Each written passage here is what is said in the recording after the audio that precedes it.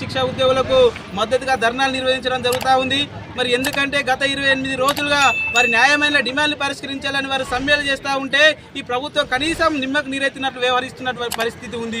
ఎందుకంటే వాళ్ళు అడుగుతున్నది గొంతమ్మ కోరికలు కాదు, న్యాయమైనటువంటి కోరికలే. ఏదైతే ఇప్పుడు ముఖ్యమంత్రి ఉన్నటువంటి రేవంత్ రెడ్డి మరి ఆయన చెప్పినటువంటి విధంగా వీళ్ళని రెగ్యులరైజ్ చేయాలి.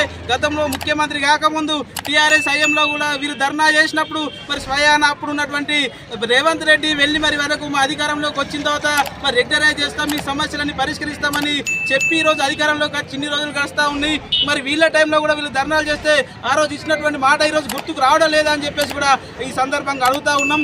అదే విధంగా ఇక్కడికి వచ్చినప్పుడు ఎమ్మెల్యే ఆది శ్రీనివాస్ గారు కావచ్చు, పొన్నం ప్రభాకర్ గారు కావచ్చు, ఇక్కడికి వచ్చినటువంటి సందర్భంలో వీళ్ళు వినతి పత్రాలు ఇచ్చి సమస్యలు పరిష్కరించాలని రెగ్యులరైజ్ చేయాలని చెప్తే మరి మాటపూర్వకంగా చెప్తున్నారా తప్ప ఏ ఒక్కరు కూడా జియో అనేటువంటి విడుదల చేయడం లేదు. మరి వెంటనే వీళ్ళని రెగ్యులరైజ్ చేయాలని చెప్పేసి కూడా వీళ్ళ శాఖల్లో ఉన్నటువంటి ప్రతి ఒక్కరు రెగ్యులరైజ్ చేయాలని చెప్పేసి కూడా ఆ డిమాండ్లని పరిష్కరించాలని చెప్పేసి కూడా ఎస్ఎఫ్ఐగా మేము డిమాండ్ చేస్తూ ఉన్నాం. లేని ఏడల ఎందుకంటే వీళ్ళందరూ